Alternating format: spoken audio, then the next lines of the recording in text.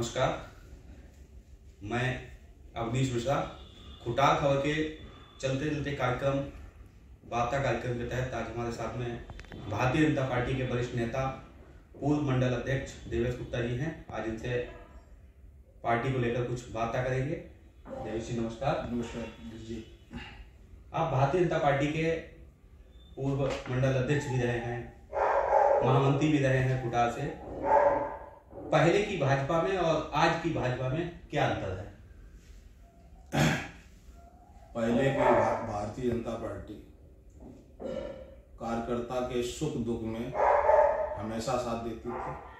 किसी कार्यकर्ता के साथ कोई अप्रिय घटना घटित हो जाती थी तो उसमें जो हमारा भारतीय जनता पार्टी का जो नेता होता था उसके घर जाता था, उसका सुख दुख लेता था। आज भी लोग जाते हैं लेकिन उस तरीके की आत्मीयता जो है वो नहीं है।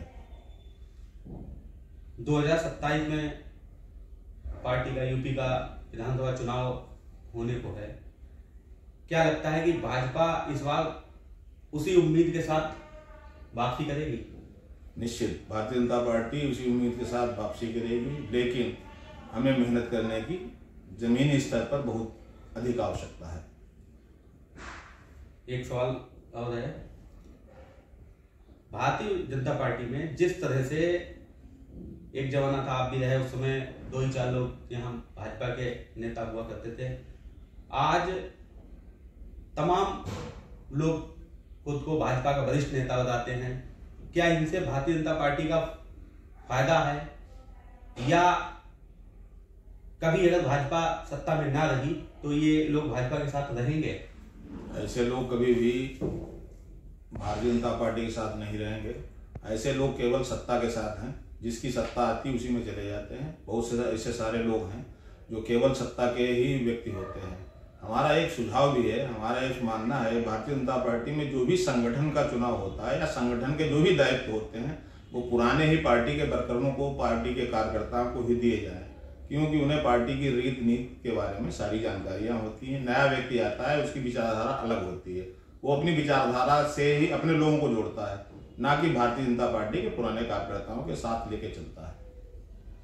एक सवाल और है,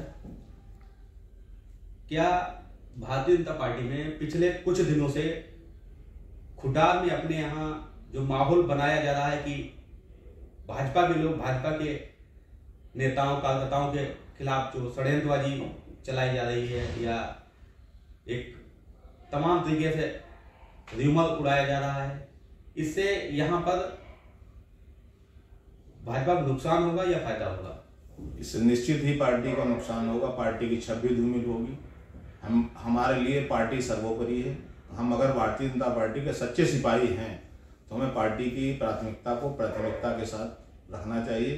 पार्टी के जो भी काम हैं उन्हें प्राथमिकता से करना चाहिए। हमारी जो भी अंदरूनी लड़ाई हो अलग विषय है, लेकिन भारतीय जनता पार्टी के किसी भी कार्यकर्ता को किसी भी कार्यक्रम में बढ़ चढ़ कर हिस्सा लेना चाहिए। आप अपने पार्टी के नेताओं, शीर्ष नेतृत्व को कोई संदेश देना चाहेंगे?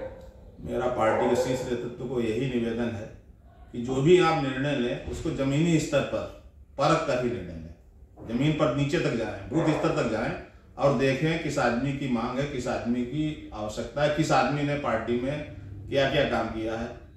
ये जरूर देख लें कि अभी पता लगा कल तक वो दूसरे दल में था, आज हमारे साथ आ गया है और वो पार्टी के उच्च पदों पर पहुंच जाता है। इससे पार्टी का जो हमारा निष्ठावान कार्यकर्ता है वो परेशान होता है, दुखी होता है। एक अंतिम सवाल है, जब चुनाव आता है, चाहे वो लोकसभा का हो, विधानसभा का हो, विधान परिषद का हो, तब आपके पार्टी के सांसद, विधायक, मंत्री गांव-गांव जाते हैं, लेकिन चुनाव जीतने के बाद वो गांव की तरफ, वोटों की तरफ या कार्यकर्ताओं से बात करना भी मुनासिब नहीं समझते हैं।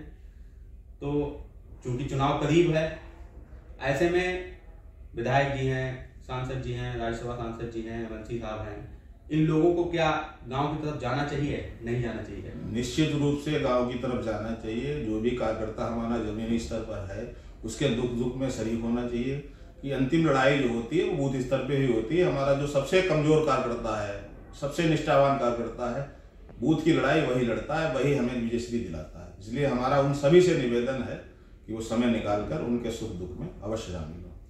नमस्कार। जय हिंद।